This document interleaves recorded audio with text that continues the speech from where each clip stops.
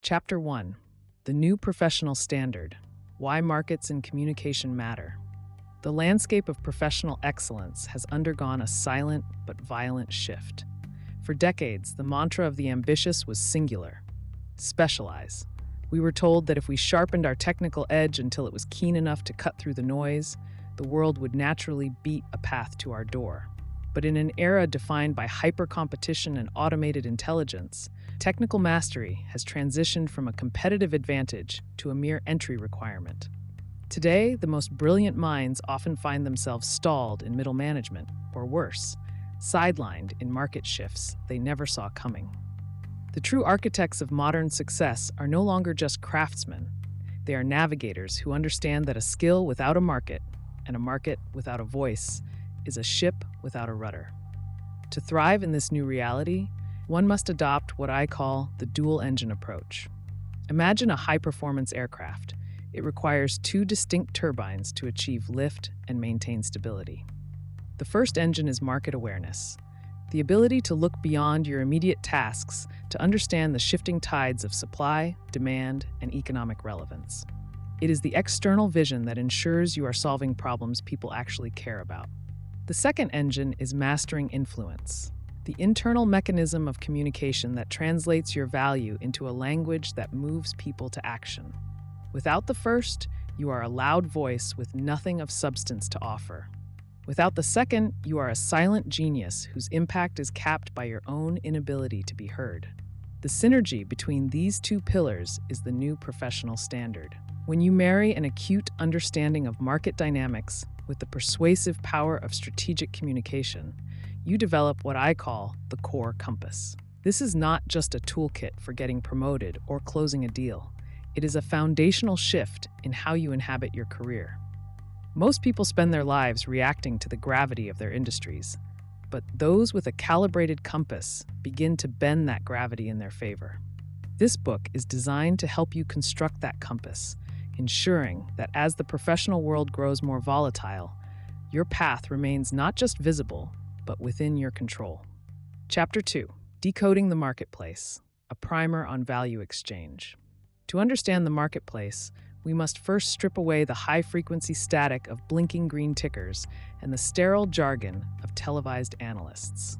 At its most fundamental level, a market is not a building in Lower Manhattan or a digital dashboard on your phone. It is the oldest and most relentless conversation in human history. It is the collective pulse of billions of individuals deciding in real time what matters to them and what they are willing to sacrifice to obtain it. From the prehistoric barter of obsidian tools for grain to the modern algorithmic trade of cloud computing power, the mechanism remains identical: the meeting of need with resource through the bridge of negotiation. When we view the world through this lens, we begin to see that value is not an intrinsic property found in an object, but a fluid consensus reached between two minds. Everything you do exists within a market of one kind or another. When you accept a job, you are participating in a labor market where you trade the finite wealth of your time for the security of currency. When you consume a piece of political reporting, you are engaging in an information market where your attention is the primary currency. Even your social influence operates on a marketplace of trust and reputation. Literacy in these exchanges is the first step toward mastery. Without it, you are not a participant in the economy, but merely a variable within it. The core compass requires us to move beyond the narrow definition of a consumer and instead become navigators. A navigator recognizes that every interaction is a value exchange. If you find yourself in a room where you cannot identify what is being traded, whether it is status, data, labor, or emotion, you are likely the one being leveraged. By deconstructing the marketplace into its raw components of supply, demand, and perceived worth, we pull back the curtain on the forces that shape our choices. This chapter is your primer on that deconstruction, a guide to seeing the invisible threads of transaction that tie our global society together and learning how to pull them with intent. Chapter 3: The Diagnostic: Mapping Your Current Core Compass. Before you can chart a course toward mastery, you must first have the courage to plot your exact coordinates on the map. Most professionals move through their careers in a state of perpetual motion. assuming that hard work alone will eventually bridge the gap between where they are and where they want to be. However, motion is not the same as progress. To truly master both the mechanics of the market and the art of influence, you must engage in a brutal, honest diagnostic of your current position. The core compass is not a static ideal. It is a dynamic tension between two essential axes: your depth of market insight and your ability to project that insight into the world. For some, the struggle lies in the silence of untapped potential. These are the silenced analysts, the individuals who possess an encyclopedic understanding of their industry, a keen eye for shifting trends, and a repository of data that could transform their organizations. Yet, despite their intellectual rigor, they remain invisible. Their brilliance is trapped behind a wall of technical jargon, a lack of confidence, or a fundamental misunderstanding of how to command a room. They are the architects of incredible blueprints that never get built because they cannot convince anyone to pick up a hammer. They are technically right, but functionally ignored. On the opposite end of the spectrum is a far louder but equally dangerous phenotype: the empty orator. These individuals are the masters of the spotlight, possessing the charisma and rhetorical flair to captivate any audience. They move through meetings with a magnetic energy that masks a hollow center. While they excel at the sell, they lack the fundamental market knowledge to sustain the momentum they create. In a world increasingly obsessed with personal branding, the empty orator builds a towering structure on a foundation of sand. Their influence is broad but shallow, and when the market shifts or the pressure rises, their lack of core substance becomes a liability that no amount of charm can fix. The goal of this diagnostic is not to label you for the sake of categorization, but to expose the specific blind spots that are capping your professional ceiling. You cannot fix what you cannot name. By identifying whether you lean toward the quiet depth of the analyst or the hollow resonance of the orator, you begin the process of calibration. True power on the core compass exists in the equilibrium between these two forces, the ability to hold the map with one hand and lead the expedition with the other. Let us begin the audit. Chapter 4: Supply, Demand, and You. Navigating Economic Realities. The global marketplace is not a boardroom or an exchange floor. It is a living, breathing ecosystem governed by the relentless laws of equilibrium. At its heart lies the ancient dance of supply and demand, a force so fundamental that it dictates the path of every career and the fate of every enterprise. While most professionals view these concepts as abstract charts in a textbook, the core compass demands a more visceral understanding. Your market value is not a reflection of your hard work or your tenure. It is a direct calculation of how difficult you are to replace and how desperately your specific output is needed at this exact moment in time. In the landscape of professional growth, scarcity is the ultimate currency. When skills are abundant, they become commodities, traded at the lowest possible price. When they are scarce and vital, they become assets, commanding premiums that defy standard salary brackets. Navigating economic realities requires you to stop viewing your career as a series of tasks and start viewing it as a portfolio of solutions.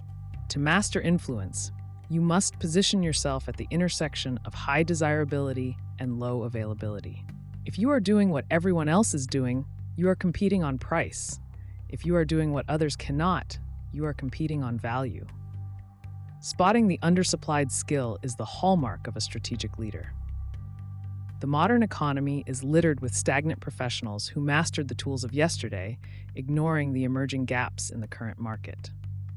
Identifying these gaps requires a shift in perspective, from asking, "What am I good at?" to "What is the market starving for?" Whether it is the ability to bridge the gap between technical data and human empathy, or the capacity to navigate complex regulatory shifts with agility, these voids represent the greatest opportunities for upward mobility. To truly command your trajectory, you must become a student of market signals. Every shift in technology and every pivot in global trade creates a new vacuum that the supply of labor has yet to fill. By the time a skill becomes a requirement on every job posting, its peak value has already passed. The objective of this chapter is to teach you how to anticipate these shifts, allowing you to cultivate the rare expertise that the market will crave tomorrow. Mastery of the core compass means ensuring that when the world looks for a solution, it finds an audience of one: you. Chapter 5: The Signal and the Noise: How to Read the Market Heartbeat. In the modern marketplace, we are not suffering from a lack of information, but from a terminal case of oversaturation.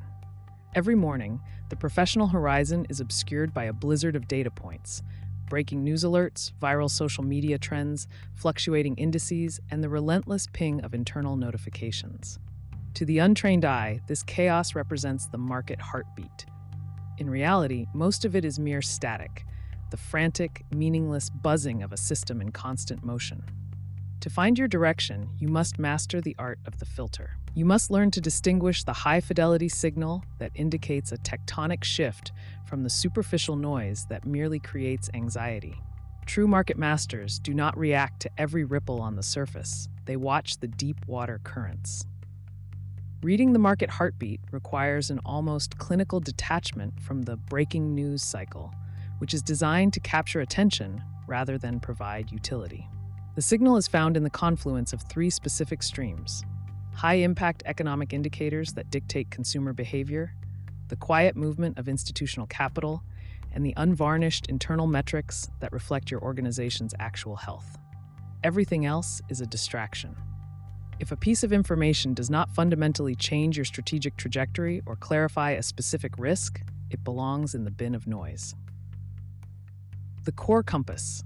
Approach tools your intuition to recognize these patterns before they become common knowledge. It is the difference between seeing a storm on the radar and feeling the drop in barometric pressure against your skin. By identifying your industry's lead indicators, those specific, often subtle metrics that precede a major shift, you gain the luxury of time. While your competitors are still scrambling to interpret a headline, you have already adjusted your course. This chapter is about sharpening that focus, learning which voices to silence so that the pulse of the market becomes impossible to ignore. Chapter 6: The Human Pulse. Understanding Behavioral Economics. We have long been taught the myth of Homo economicus, the perfectly rational actor who processes data with the cold precision of a supercomputer, making every financial decision based on logic and maximized utility. In this sanitized version of the market, charts move in orderly patterns and prices reflect the absolute sum of all available information. But anyone who has stood on a trading floor or watched a speculative bubble swell and burst knows the truth. The market does not have a brain. It has a pulse. It is a living, breathing organism fueled by the messy, unpredictable complexities of human neurobiology. To navigate the markets with a core compass, you must first accept that technical indicators are merely the footprints of ghosts, the lingering traces of collective human emotion. When we strip away the ticker symbols and the complex algorithms, every market movement is essentially a tug-of-war between two of our most primitive instincts: fear and greed. These are not just abstract concepts, they are chemical events. When the market rallies, dopamine floods the system, creating a feedback loop of overconfidence that blinds us to mounting risk. When the tide turns, the amygdala takes over, triggering a fight-or-flight response that compels us to sell at the exact moment we should be holding steady. Behavioral economics teaches us that we are hardwired for cognitive biases, mental shortcuts that once helped our ancestors survive predators on the savannah, but now cause us to sabotage our portfolios in the modern age. Understanding these psychological drivers is the difference between being a victim of the tide and being the navigator of it. We fall prey to loss aversion, feeling the sting of a decline twice as intensely as the joy of a gain, which leads us to hold on to losing positions far too long in a desperate hope for even. We succumb to herd mentality, finding a false sense of security in the crowd, unaware that the crowd is often sprinting toward a cliff. By identifying these patterns within ourselves, we transform the market from a chaotic storm into a readable map. The core compass doesn't just point toward profit, it points toward clarity, allowing us to see the irrationality of the pack as the ultimate opportunity for the disciplined mind. Chapter 7: Anticipating the Shift, Spotting Trends Before They Peak. In the grand theater of global commerce, most participants are reactive, responding to the thunderous applause of a trend that has already reached its crescendo. By the time a movement becomes a headline, the window for exponential growth has already begun to close. To master the core compass is to realize that the future does not arrive as a sudden explosion, but as a series of quiet, rhythmic tremors. These are the weak signals, the peripheral data points that the untrained eye dismisses as noise, but the strategist recognizes as the birth of a new direction. Anticipating a shift requires a fundamental pivot from historical analysis to predictive intuition. While data tells us where we have been, it is the synthesis of that data against human psychology and evolving technology that tells us where we are going. It is the difference between looking through a rearview mirror and navigating by the stars. To gain a first-mover advantage, you must train yourself to look at the fringes of your industry. Trends almost never begin in the boardroom or on the main stage. They germinate in subcultures, labs, and niche communities long before they are sanitized for the mass market. The challenge, however, remains the false positive. Not every ripple becomes a wave, and the landscape is littered with the remains of companies that pivoted too early toward a phantom future. Spotting a trend before it peaks requires more than just optimism. It demands a rigorous framework of validation. You must learn to distinguish between a fad, which is a surface-level obsession with a short shelf life, and a structural shift, which alters the underlying architecture of how people live, work, and consume. One is a distraction, the other is a destination. As we move into this higher level of market navigation, your objective is to develop a velocity mindset. You are no longer just tracking where the money is currently flowing. You are calculating the trajectory of the current. By identifying the intersection of unmet needs and emerging capabilities, you position yourself at the exact point where the market is destined to land. This chapter will provide the tools to decode these early signals, allowing you to stop chasing the present and start architecting the future. Chapter 8: The Psychology of Influence. Overcoming the fear of the floor. The transition from analyzing market dynamics to mastering the art of persuasion often reveals a hidden, jarring truth. Understanding the numbers is far easier than understanding ourselves. You can possess a flawless strategic map and a deep comprehension of supply and demand, yet still find your voice faltering the moment you step into the spotlight. This internal disconnect is what I call the fear of the floor. It is the paralyzing sensation that the ground beneath your expertise is brittle, and that at any moment, the audience will realize you aren't the authority you claim to be. This fear acts as an invisible ceiling, capping your ability to translate market insights into actionable influence. At the heart of this hesitation lies the shadow of imposter syndrome, the persistent feeling that your insights are common knowledge and your presence is a fluke. For many professionals, the shift from back-end analysis to front-facing communication feels like stepping onto a tightrope without a net.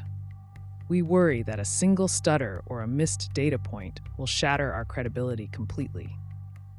However, influence is not built on a foundation of perfection. It is built on the foundation of conviction. To master the room, you must first master the mental architecture that governs how you view your own value.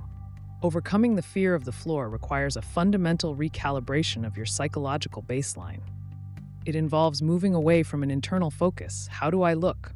What if I fail? Toward an external objective. When you pivot your attention toward the value you are providing for your audience, the ego-driven anxiety of performance begins to dissipate. Market influence is, after all, an act of service. By shifting your perspective from the fear of being judged to the necessity of being heard, you transform the pressure of the floor into a platform for genuine connection and leadership. Chapter 9: Listening as a Strategic Asset. The Art of Information Gathering. In the high-velocity theaters of modern business, we often treat conversation as a competitive sport where the winner is the one who speaks loudest, longest, or last. We sharpen our arguments like blades and rehearse our rebuttals while the other person is still mid-sentence, viewing their speech merely as a transition period between our own points of view. However, the most influential negotiators and market leaders understand a fundamental truth that the aggressive talker misses. The most potent weapon in any room isn't the silver tongue, but the disciplined ear. To master influence is to recognize that information is the ultimate currency, and you cannot collect currency while your own mouth is moving.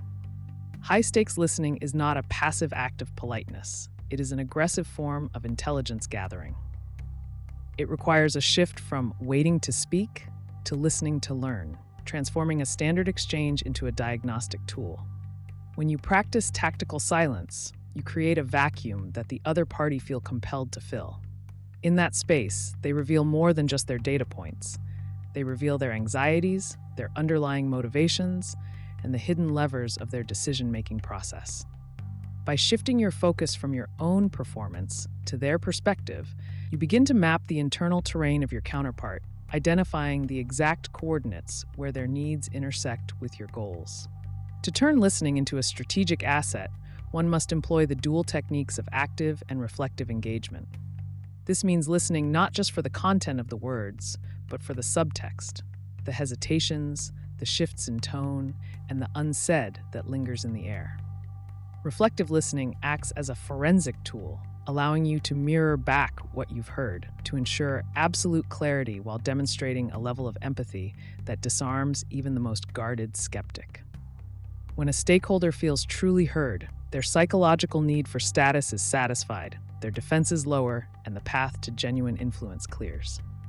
In the chapters ahead, we move from the noise of the market to the clarity of the signal, mastering the quiet art of the core compass. Chapter 10, The Clarity Blueprint, Structuring Your Ideas for Impact. In the modern marketplace of ideas, brilliance is often buried under the weight of its own complexity. We have been conditioned to believe that more is better. More data, more slides, more context. Yet the human brain is wired to seek the path of least resistance. When you present an unstructured mass of information to a client or stakeholder, you aren't just sharing knowledge, you are assigning them a chore. You are asking them to do the heavy lifting of sorting, filtering, and synthesizing what you've said. If your message is lost in translation, the fault rarely lies with the listener's attention span. It lies with the architect of the argument. The most influential voices in business and leadership use a clarity blueprint to transform raw thought into persuasive momentum. This begins with the pyramid principle, a cognitive shortcut that flips the traditional narrative on its head. Instead of building a slow, agonizing case that peaks at a final conclusion, you lead with the crown. By starting with your core recommendation and supporting it with mutually exclusive, collectively exhaustive pillars of logic, you provide a mental map for your audience. They no longer have to wonder where you are going. They can instead focus on the strength of your evidence. Brevity is not about what you leave out. It is about the surgical precision of what you leave in. To master influence, you must treat your audience's cognitive load as your most precious resource. Every sentence must serve as a structural support for your central thesis, and every framework you employ, whether it is a chronological progression or a thematic grouping, must serve the goal of immediate comprehension. When your ideas are structured with intentionality, they don't just penetrate the noise of the market, they become the standard by which all other ideas are measured. Chapter 11, The Data Storyteller, Turning Metrics into Narratives. Numbers in their rawest form are remarkably silent. They sit in rows of spreadsheets and columns of database exports, cold and indifferent to the strategic pressures of a boardroom. For many leaders, a 15% dip in conversion or a 22% increase in customer churn is treated as a clinical fact, a sterile measurement of a machine in motion. But data is never just a measurement, it is a footprint. It is the digital residue of human behavior, desire, and frustration. To master influence, you must stop viewing metrics as the end of the conversation and start seeing them as the protagonist's journey. Behind every decimal point is a story waiting to be told, and your job is to give that story a voice. The mistake most professionals make is assuming that the data speaks for itself. They believe that if the chart is clear enough, the conclusion will be self-evident.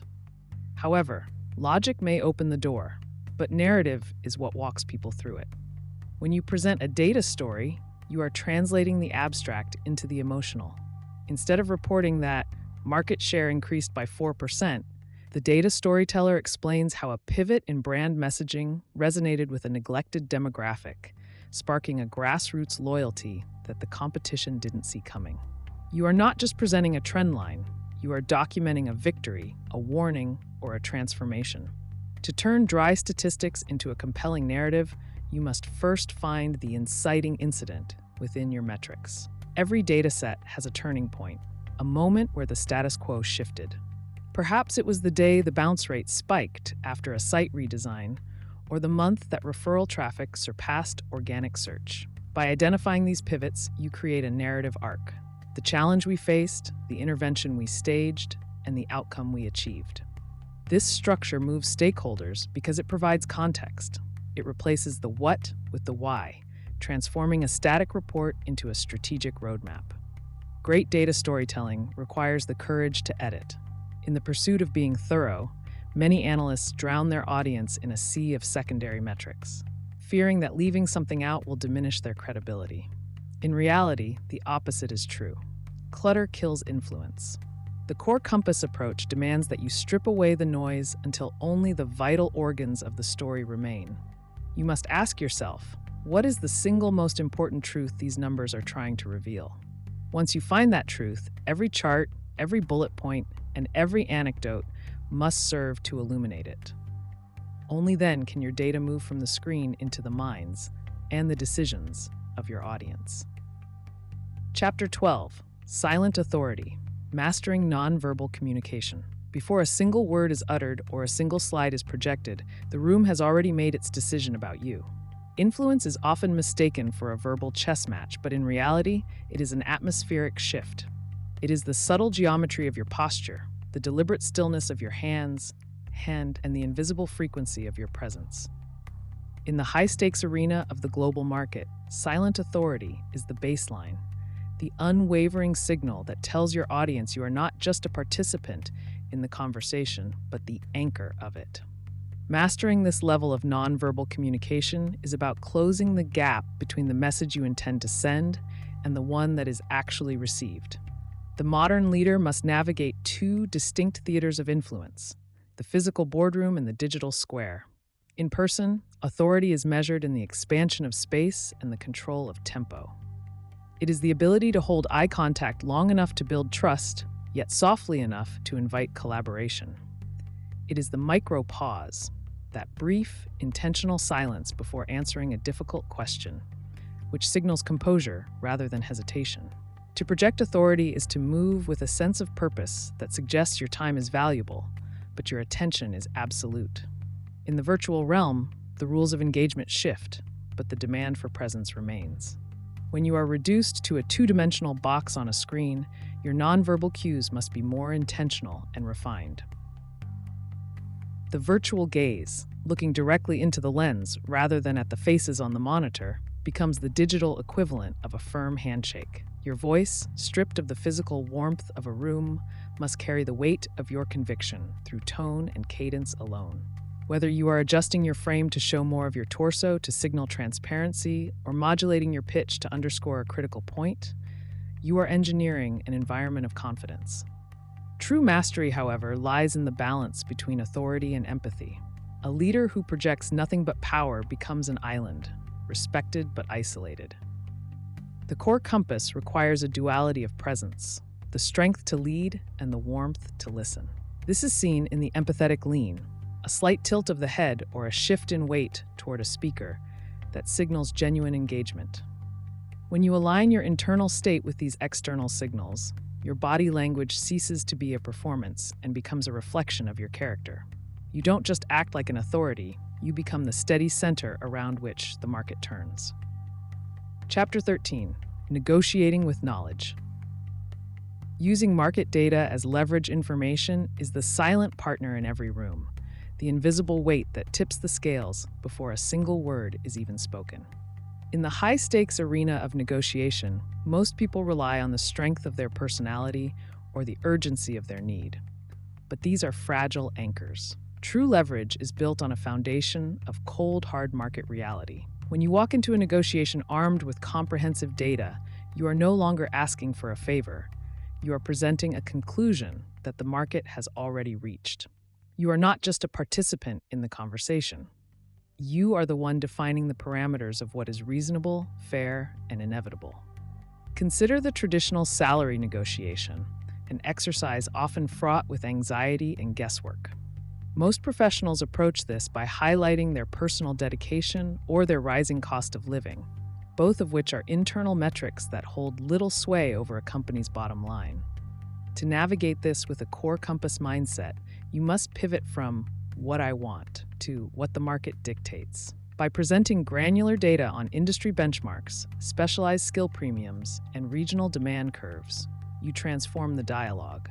You move the manager from a position of can we afford this to can we afford to lose a market-valued asset. Data acts as the objective arbiter, stripping away the emotional friction and replacing it with a strategic business case.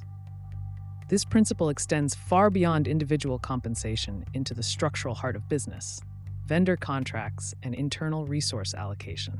When dealing with a supplier, your leverage isn't found in your charm, but in your understanding of their industry's margin pressures, their competitors' surplus inventory, and the shifting costs of raw materials. Similarly, when vying for a larger share of the internal budget, market research serves as your shield. By aligning your department's needs with external trends and consumer behavior data, you prove that your request isn't based on vanity or territorialism, but on a calculated move to capture market share. Ultimately, negotiating with knowledge means recognizing that every price point and every deadline is a data point in a much larger ecosystem. When you master the art of the data-backed proposal, you stop being a negotiator and start being a navigator.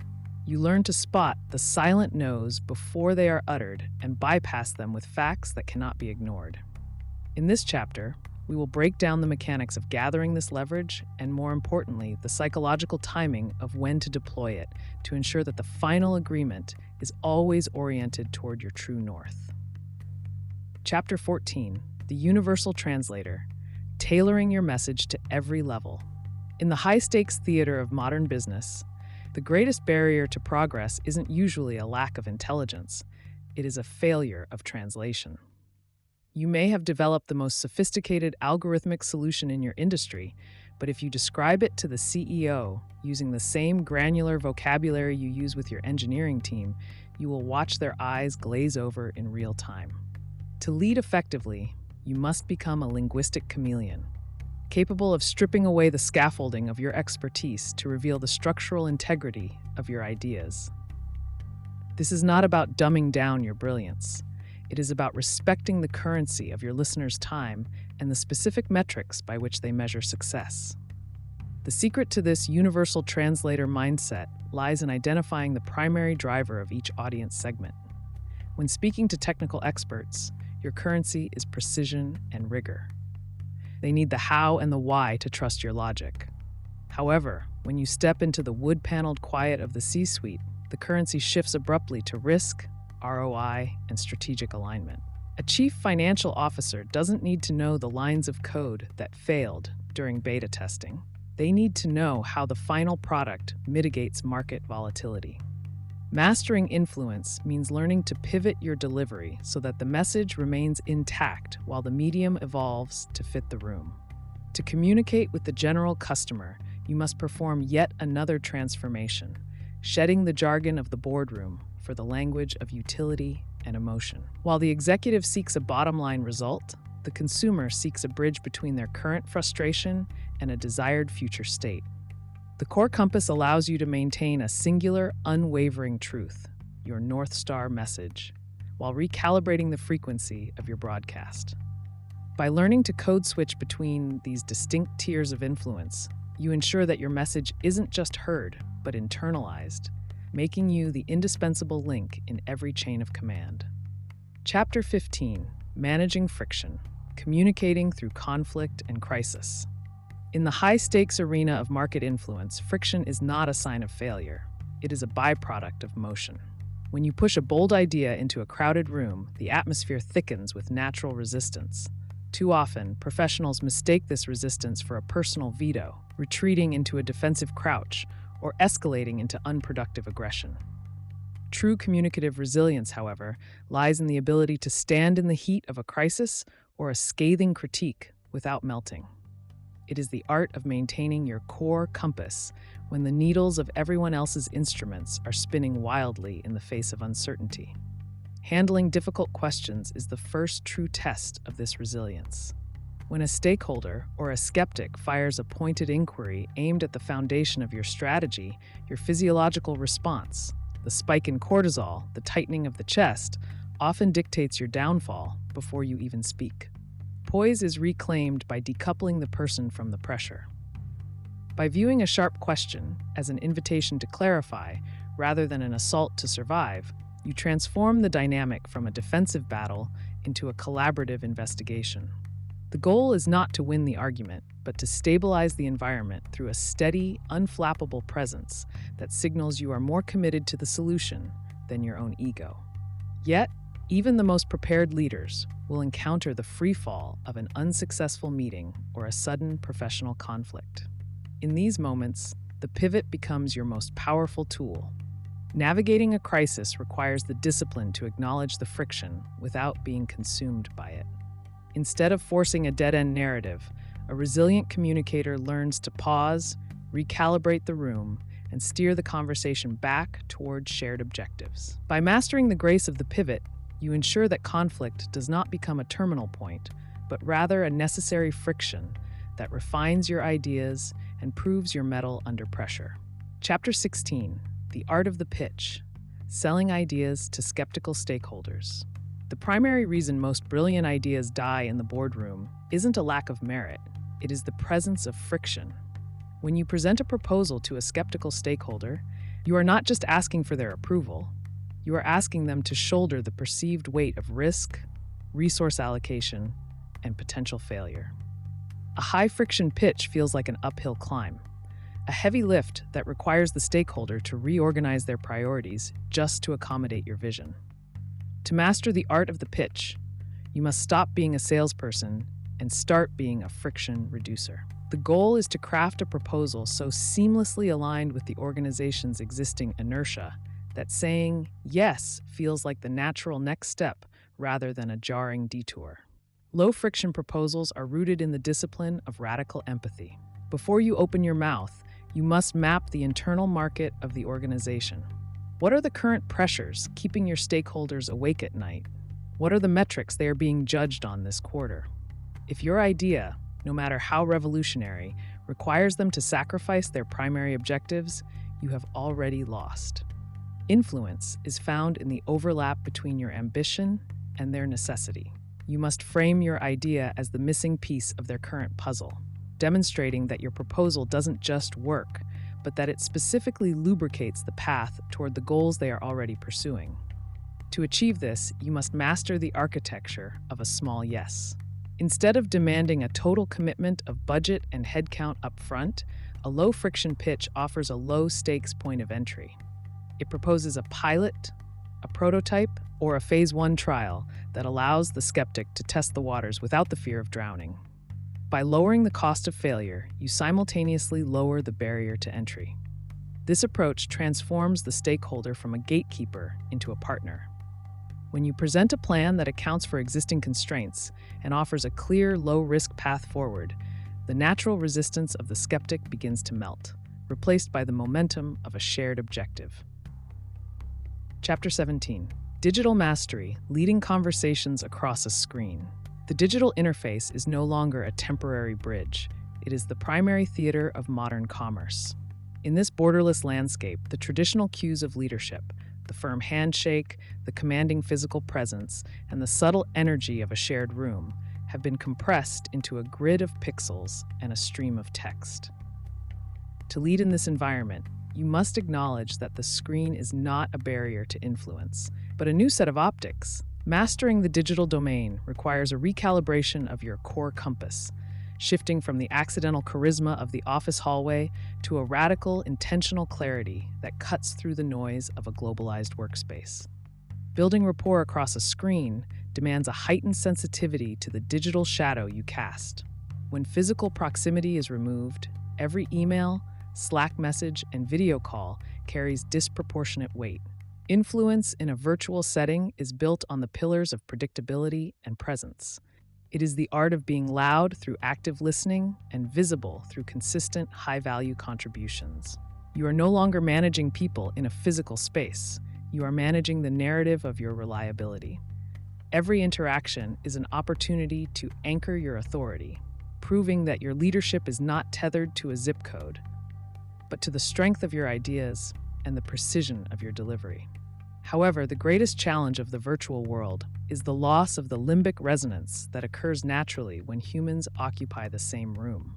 Without the ability to read microexpressions or body language in real time, communication often becomes transactional and cold. To counter this, digital mastery requires you to inject intentional humanity into the machine. This means mastering the zoom gaze, learning to look into the camera lens to simulate eye contact, and understanding the rhythm of digital pauses. It involves crafting messages that convey tone and intent as clearly as they convey data. By mastering these invisible threads of connection, you transform a flickering laptop screen into a powerful pulpit for influence, ensuring your voice resonates long after the meeting has ended and the screen has gone dark. Chapter 18: The Expert Persona. Branding your market intelligence. Market intelligence is a dormant asset until it is filtered through the lens of a trusted authority. In the modern economy, your value is not merely defined by what you know, but by the marketplace's perception of your expertise. Building an expert persona is the process of intentional bridge building between your internal database of insights and the external world's need for clarity. It is the shift from being a passive observer of trends to becoming the definitive voice that interprets them. When you master this transition, you stop chasing opportunities and start attracting them, as your name becomes synonymous with a specific territory of knowledge. This transformation begins where the professional world looks first: your digital and social footprint. Your LinkedIn profile and internal company bio should serve as more than a chronological list of duties. They are the manifestos of your market intelligence. Every post, share, and comment is a deposit into your reputation bank. To brand your expertise effectively, you must curate a narrative that demonstrates a consistent pulse on the industry. You are not just reporting news, you are providing the why behind the what. By consistently offering high-signal analysis over low-value noise, you signal to peers and stakeholders that you possess the core compass necessary to navigate complex market shifts. Internal networking is the second pillar of this persona, transforming you from a siloed expert into a high-value organizational asset. The goal is to become the person who is in the room when strategic decisions are made, not because of your title, but because your insight is considered a prerequisite for success. This requires a proactive approach to thought leadership, circulating brief internal memos on emerging competitor moves, hosting informal market lunch and learns, or mentoring rising talent on industry dynamics. When you share intelligence generously, you do not dilute your power, you amplify your influence. Ultimately, an expert persona is a promise of consistency. It tells your network that if they need a nuanced perspective on market volatility or a visionary take on consumer behavior, you are the reliable source. Thought leadership is not an act of vanity. It is an act of service to a market that is often overwhelmed by raw data and starved for wisdom. By branding your intelligence, you provide the gravity that pulls fragmented information into a coherent strategy, cementing your position as an indispensable guide in an ever-changing landscape. Chapter 19: The Feedback Loop. Iterating your influence strategy. In the world of product development, the minimum viable product is never the finish line. It is merely the first data point. Yet, when it comes to our influence and communication, we often treat our strategies as static monuments rather than living prototypes. We deliver a pitch, lead a meeting, or launch a campaign, and if it fails to land, we chalk it up to a bad audience or a lack of personal charisma. This is a fundamental strategic error. To master influence is to accept that your message is a product, and the market's reaction, whether it is enthusiastic buy-in or cold indifference, is the only data that matters for your next iteration. The core compass functions best when it is calibrated against the friction of reality. This requires a shift in ego. You must stop viewing feedback as a critique of your character and start viewing it as free intelligence for your strategy. Just as an engineer looks for bugs in a piece of code, a master influencer looks for the drop-off points in their narrative. Did the room lose focus when you pivoted to the data? Did the stakeholders push back because the value proposition was misaligned with their local incentives? These aren't failures. They are the signals required to refine your frequency. To close the loop, you must establish deliberate mechanisms for gathering market intelligence on your presence. This goes beyond the superficial "how did I do?" which usually elicits polite, useless praise. Instead, seek out the specific delta between your intended impact and the perceived result. By treating every high-stakes interaction as a beta test, you transform the marketplace into a laboratory. You iterate, you pivot, and you re-release. Influence is not a lightning strike of brilliance. It is a relentless cycle of output and adjustment until your message becomes undeniable. Chapter 20. Leading from the center. Market-driven leadership. To lead from the center is to relinquish the outdated notion of the executive as a solitary commander in a vacuum.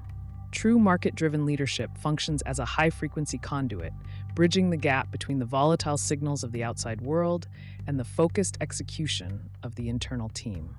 When a leader is anchored in the core compass, their primary responsibility shifts from mere oversight to environmental translation.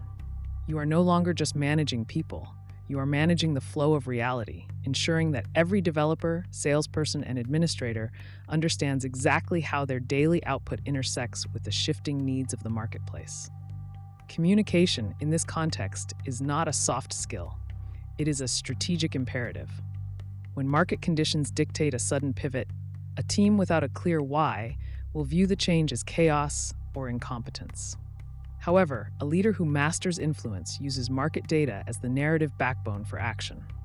By transparently sharing the why, the emerging competitor, the cooling consumer sentiment, or the untapped technological gap, you transform a disruptive change into a collective mission.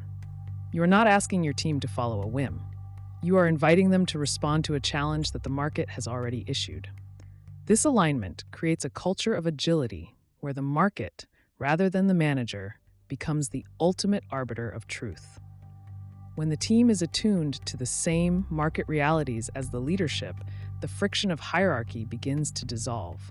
Decisions are made faster because the criteria for success are objective and external. Leading from the center means building a team that doesn't just wait for orders, but one that anticipates the next move because they have been taught to read the same compass as their leader.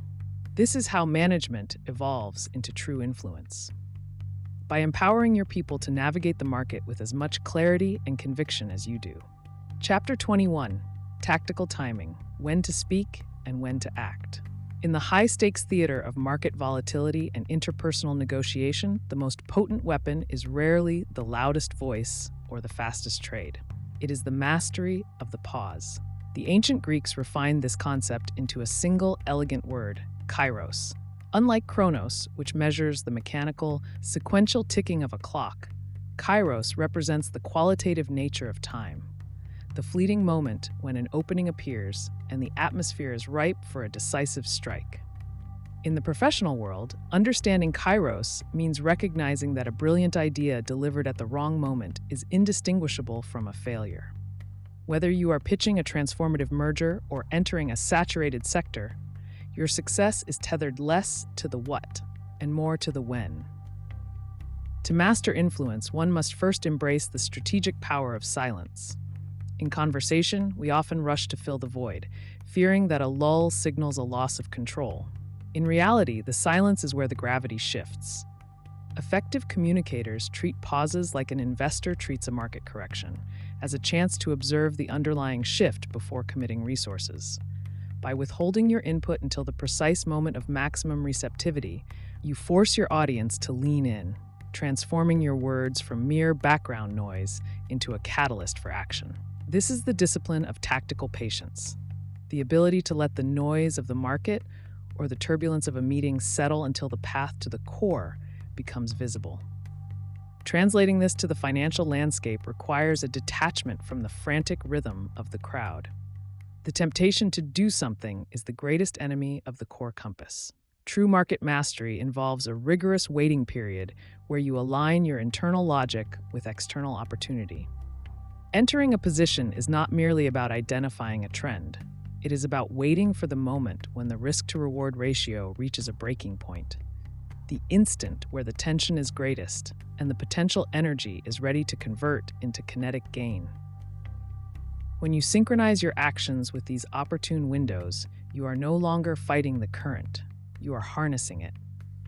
Use this chapter to recalibrate your internal clock, shifting your focus from the relentless pace of a beshte world to the surgical precision of the opportune moment. Chapter 22, The Ethical Compass, Integrity in Influence and Economics. In the high-stakes theater of modern commerce, where the lines between persuasion and manipulation are often drawn in sand, influence is a dual-edged blade. To command the attention of a market is to hold a form of quiet authority over the choices, desires, and resources of others. Yet, as we master the mechanics of the core compass, aligning our internal values with external market forces, we inevitably encounter a sobering reality. The same tools used to build genuine value can, if untethered from morality, be used to exploit. Influence without integrity is not leadership, it is a sophisticated form of theft, stealing the agency of the very people we claim to serve.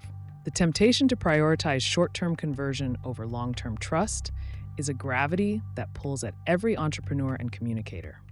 We operate in an attention economy that often rewards the loudest voice and the most aggressive hook, creating a transactional environment where people are viewed as data points rather than human beings. However, the ethical compass demands a shift in perspective. It requires us to recognize that every economic exchange is at its heart a social contract.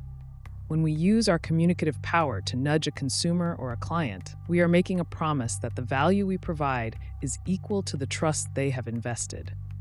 To break that promise through obfuscation or psychological trickery is to poison the well from which we all must drink. Transparency is the bedrock upon which sustainable influence is built.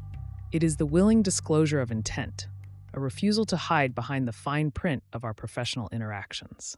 Ethical persuasion does not fear the light, it thrives in it. When we are transparent about our goals and the mechanisms of our influence, we empower our audience to make informed decisions.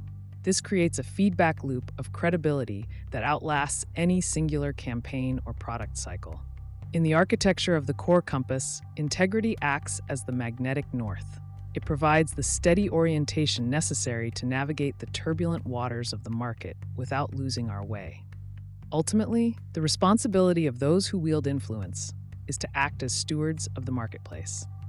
Economics is not a zero-sum game played in a vacuum, but a living ecosystem that survives on the health of its relationships. By practicing ethical persuasion, we move beyond the pursuit of mere profit and toward the cultivation of moral capital. This involves a commitment to radical honesty, even when it costs us a sale, and a dedication to the principle that true influence should leave the recipient better off than we found them. Mastering the market is a feat of skill, but mastering ourselves is a feat of character. Together, they form the foundation of an influential life that is as enduring as it is impactful. Chapter 23, Future-Proofing Your Skills, Maintaining Lifelong Fluency. In an era where the half-life of a professional skill is shrinking faster than the news cycle, the greatest risk to your influence is not a lack of effort, but a lack of evolution. The core compass is not a static instrument meant to be set once and forgotten.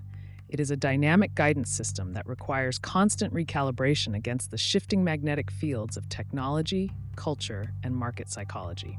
To maintain lifelong fluency in your field, you must transition from a mindset of learning to achieve to one of learning to exist. This shift ensures that your expertise remains an active bridge to the future rather than a monument to the past.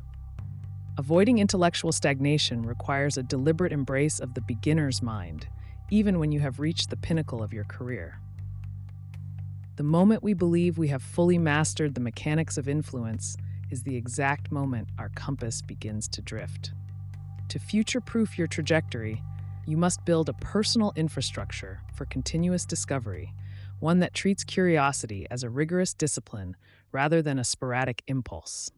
This involves seeking out friction points, areas where your current understanding fails to explain new market phenomena, and diving into them with the intent to dismantle and rebuild your foundational assumptions. Long-term mastery is sustained through a process of selective unlearning. Lifelong fluency is as much about what you discard as what you acquire. As the landscape shifts, the strategies that once served as your greatest strengths can become your heaviest anchors if they are no longer aligned with contemporary realities. By auditing your mental models and testing them against real-world shifts, you ensure that your influence remains sharp and your market intuition remains prophetic. The goal is to develop a plasticity of influence, allowing you to pivot with precision while keeping your core values as the unwavering North Star that guides every adaptation. Chapter 24: The Compass in Action, a comprehensive case study. To understand the true power of the core compass, we must step out of the realm of theory and into the high-stakes friction of the modern boardroom. Consider the case of Marcus, a senior director at a legacy logistics firm facing a dual existential threat: a rapidly eroding market share and a toxic internal culture that had grown cynical of innovation as a buzzword. For Marcus, this wasn't just a business problem to be solved with a spreadsheet. It was a test of alignment. He was standing at a crossroads where his professional integrity, his team's morale, and the company's financial survival intersected. To navigate this, he didn't reach for a traditional crisis management playbook. He looked to his center. The first step in Marcus's turnaround was recalibrating his internal needle through the lens of radical authenticity. He realized that past leadership failures were rooted in a fundamental disconnect between stated corporate values and actual market behavior. Marcus initiated a value audit, not of the company, but of his own influence. He mapped out his non-negotiables and compared them to the market's current demands, identifying a blind spot where his desire for stability was hindering necessary risk-taking. By stabilizing his own core first, he gained the clarity needed to stop reacting to the volatility of the shipping industry and start anticipating it. With his internal compass set, Marcus turned his attention to the external environment, applying the principles of market mastery. Rather than competing on price, a race to the bottom that his competitors were winning, he utilized the influence matrix to identify an underserved niche: high-touch, sustainable supply chain management. This required a massive shift in his team's operational DNA. He didn't demand this change through top-down mandates. Instead, he leveraged the psychological levers of influence, framing the transition as a return to the company's original founding spirit of craftsmanship. He wasn't asking them to change. He was asking them to remember who they were at their best.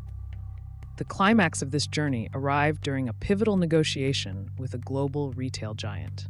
Most in Marcus's position would have led with data and aggressive discounting. Instead, Marcus used the Compass framework to anchor the conversation in long-term strategic resonance. He spoke less about logistics and more about shared destiny, aligning his company's renewed core with the client's own sustainability goals. He wasn't just selling a service, he was offering an aligned partnership. The result was not only the largest contract in the firm's history, but a total revitalization of the company culture. Marcus proved that when the core compass is in action, the external world begins to organize itself around your direction. Chapter 25: The Dual-Engine Future. Your Roadmap to Mastery. The transition from understanding to embodiment is where most visionaries falter. Yet it is where the true elite find their stride. You have spent these chapters blueprints in hand, dissecting the intricate mechanics of market dynamics and the subtle levers of human influence. But the core compass was never intended to be a static map to be admired on a shelf. It is a high-performance instrument meant to be calibrated in the heat of real-world friction. The dual engines of strategic insight and relational mastery are now primed. To leave them idle is not merely a missed opportunity, it is a choice to remain a spectator in an arena that rewards only the participants. True mastery is not a distant destination, but a series of deliberate, compounding actions. Your 30-day mastery plan begins not with a monumental shift, but with a surgical strike on your current routine. Week 1 demands a radical audit of your signals. What message are you broadcasting to the market, and is the frequency clear or cluttered with noise? By week 2, you will move from observation to intervention, applying the principles of ethical influence to pivot a stagnant project or realign a drifting team. The 3rd and 4th weeks are designed to cement these behaviors into your professional DNA, transforming calculated tactics into involuntary reflexes that allow you to navigate volatility with an almost intuitive grace. The roadmap is now etched before you, but the engine requires your hand on the throttle. Wealth, impact, and legacy are not granted to those who simply wait for the right market conditions. They are seized by those who create their own climate. You have the tools to decode the hidden patterns of commerce and the psychological triggers of your peers. The complexity of the modern landscape will continue to rise, but for the navigator with a calibrated compass, turbulence is merely a source of lift.